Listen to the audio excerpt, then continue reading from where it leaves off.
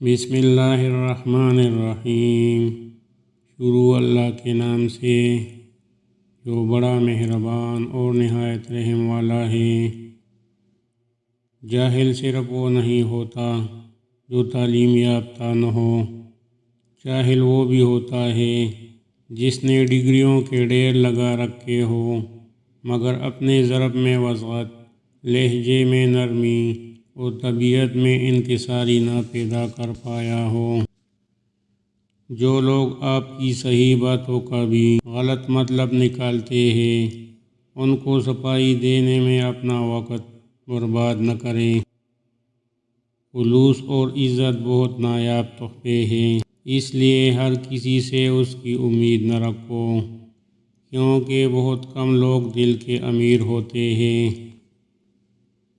کسی کی راہ میں ناحق مشکلات پیدا کرنے سے پہلے یہ سوچ لے کہ اللہ رب العزت کی عدالت میں حقوق العباد کی معافی نہیں ہے۔ عجزی یہ ہے کہ انسان دوسروں کے اندر ایک برائی دیکھے تو اسے اپنی 10 یاد آ جائے۔ جو ایک پیاسے جانور کو پانی پلانے پر بخش دیتا ہو، سوچئے اگر انسان کی مدد کر دی جائے تو اللہ تعالیٰ کتنا نوازے گا۔ مشکل وقت ہمیشہ کے لیے مشکل نہیں رہتا، لیکن مشکل وقت میں سب کی پہچان ہو جاتی ہے اور وہ پہچان کوئی کبھی نہیں بھولتا۔ ماں باپ کو دیکھ کر مسکرا لیا کرو، ہر کسی کے نصیب میں یہ حج نہیں ہوتا۔ اللہ ہر کسی کے ماں باپ کو لمبی عمر دے۔ اکیلے رہنے سے یا اکیلے ہونے سے، کسی کو کھو دینے سے یا ٹوٹ جانے سے کبھی نہیں گھبرانا، کیونکہ ایسا ہونے سے رب ملتا ہے، اور جب رب ملتا ہے تب سب مل جاتا ہے۔ دلوں میں بدگمانی پیدا ہو جائے تو فوراً اس پر وضاحت کا لیپ مل لو، ورنہ چپ کا زہر ہمیشہ کے لیے رشتہ کو اپاہج کر دے گا۔ بھروسہ خود پر کرو تو طاقت بن جاتا ہے، دوسروں پر کرو تو کمزوری بن جاتا ہے۔ مرنے کے بعد گھر والے آپ کے پیسوں کا قرض تو اتار دے گی، مگر کسی کے ساتھ کیے ہوئے ظلم اور زیادتی کا قرض نہیں اتار پائے گی، اس کا حساب خود دینا ہوگا۔ تعلق بھی رزق کی طرح ہوتا ہے، بدنیتی آ جائے تو برکت ختم ہو جاتی ہے۔ اگر کسی کو خوشی نہیں دے سکتے تو اپنے کردار سے کسی کو تکلیف بھی مت دو۔ کسی کا دل دکھا کے تم اپنے سکون کے لیے مارے پھرتے رہو گے، لیکن پھر بھی تمہیں سکون نہیں ملے گا۔ لوگ چہرہ اور مال دیکھتے ہیں، میرا اللہ دل اور اعمال دیکھتا ہے۔ ہمارا تعلق ایسے منافق معاشرے سے ہے جہاں اختلاف رکھو تو بدتمیزی، سچ بولو تو بے ادبی، چپ رہو تو منافقت، اور حقائق بتاؤ تو ناراضگی۔ دنیا میں جھوٹے لوگوں کو ہی بڑے ہنر آتے ہیں، سچے لوگ تو الزاموں سے ہی مر جاتے ہیں۔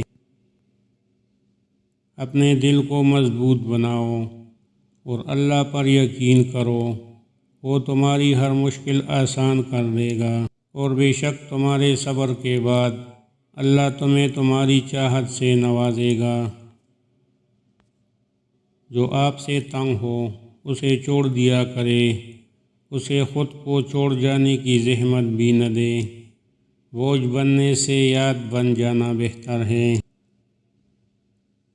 انسان کو سب سے زیادہ تکلیف ہی تب ملتی ہے جب وہ غلط انسان سے اپنی زندگی کی ساری صحیح امیدیں جوڑ لیتا ہے۔ دل خوش ہو تو ہر چیز خوبصورت لگتی ہے، اپنے دل کی حفاظت کرے، کیونکہ پریشان سوچیں دل کی خوشی کو تباہ کر دیتی ہے۔ لوگ اس کاغذ کو تو سنبھال لیتے ہیں جس پر اللہ لکھا ہو، مگر اس دل کو توڑ دیتے ہیں جس میں اللہ بستا ہے۔ زندگی بہت چھوٹی سی ہے، کوشش کرے کہ کسی کا مان، اعتبار اور یقین نہ ٹوٹنے پائے۔ وقت تو گزر ہی جاتا ہے، لیکن دی ہوئی تلخیوں کے نقش ہمیشہ باقی رہ جاتے ہیں۔ امید کبھی نہ چھوڑنا، کل کا دن آج سے بہتر ہوگا انشاءاللہ۔ اللہ کی نعمتوں پر غور کرنے سے اللہ سے حیا آنے لگتی ہے، پھر انسان اس بات سے شرما جاتا ہے کہ اللہ ہی کی بخشی ہوئی نعمتوں کو اسی کی نافرمانی میں استعمال کیا جائے۔ دھوکہ کھانے کے بعد تقریباً ہر انسان پر ایک وقت ایسا ضرور آتا ہے جب اس میں بلا وجہ کی دوستیاں، زبردستی کے تعلقات اور غیر ضروری گفتگو کرنے کی چاہ ختم ہو جاتی ہے۔ ڈگری تو ایسی ہونی چاہیے جو آپ کو باوقار اور باحیا، باحجاب بنا دے، نہ کہ ایسی جو آپ کا حجاب تو ایک طرف، آپ کے سر سے دوپٹہ بھی اتروا دے۔ دوران گفتگو محض کسی کو نیچا دکھانے کے لیے غیر ضروری تنقید احساس کمتری کو ظاہر کرتی ہے۔ ایک سلجھا ہوا انسان بلا وجہ کڑوے اور تلخ لہجہ میں بات نہیں کرتا۔ اس بھاگتی ہوئی زندگی میں اپنی ذات میں کم از کم آپ اتنا ٹھہراؤ پیدا کرنے کی کوشش ضرور کریں کہ کم از کم آپ نماز سکون سے پڑھ سکیں اپنے رب کی خاطر۔ آسمانوں میں مقبولیت اور قبولیت کے ضابطے الگ ہوتے ہیں۔ اکثر زمین والوں کے ستائے ہوئے آسمان والے کے لاڈلے ہوتے ہیں۔ کبھی کبھی زندگی اس جگہ آ پہنچتی ہے جہاں سے کوئی راستہ نظر نہیں آتا اور واپسی کا کوئی تصور نہیں ہوتا۔ پھر دعاؤں سے معجزے ہوتے ہیں، کن فیکون سے تقدیر بدل جاتی ہے۔ بس صبر اور اللہ پر بھروسہ ضروری ہے۔ اپنے دلوں کو 3 جگہوں میں ڈھونڈو: قرآن سننے کے وقت، ذکر کی محفلوں میں، تنہائی کے اوقات میں۔ اگر ان 3 جگہوں میں دل نہ پاؤ تو اللہ سے سوال کرو کہ وہ تمہیں ایک بیدار دل عطا فرمائے، کیونکہ تم دل سے محروم ہو۔ امتحان میں نقل کر لو تو امتحانی بورڈ پاس کر دیتا ہے۔ اللہ کی قسم، اپنے پیارے نبی کریم صلی اللہ علیہ وسلم کی نقل کر لو تو اللہ تعالیٰ پاس کر دے گا۔ جس گھر میں بڑوں سے مشورہ نہیں لیا جاتا، وہاں بعد میں وکیلوں سے مشورے لیے جاتے ہیں۔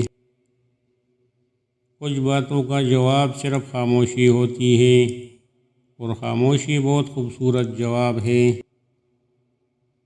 آپ کے بارے میں 10% جاننے والے دوسروں کو 100% بتا رہے ہوتے ہیں۔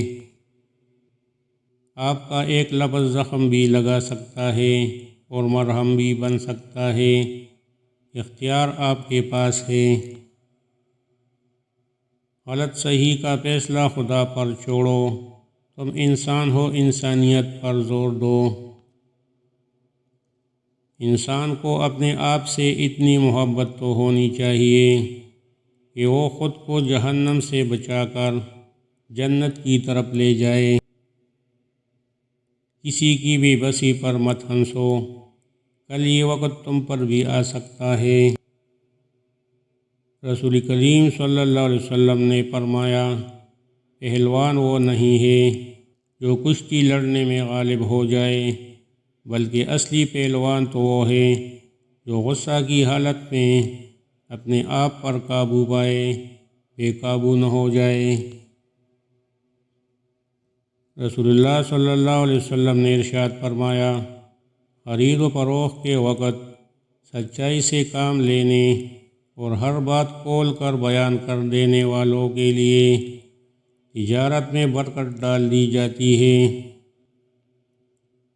جب کسی کام کا ارادہ کر لو تو پھر اللہ پر بھروسہ کرو۔ اچھی بات تو سب کو اچھی لگتی ہے، لیکن جب تمہیں کسی کی بری بات بھی بری نہ لگے تو سمجھ لینا تمہیں اس سے محبت ہے۔ سب سے قریبی لوگوں کا وار سب سے زیادہ شدید ہوتا ہے، کیونکہ وہ کم فاصلے سے کیا جاتا ہے۔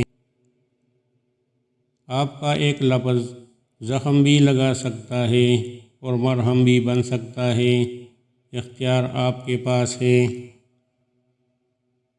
فرعون کے گھر حضرت موسیٰ علیہ السلام کی پرورش یہ ثابت کرتی ہے کہ جہاں شر کی انتہا ہوگی وہیں سے خیر کی ابتدا ہوگی۔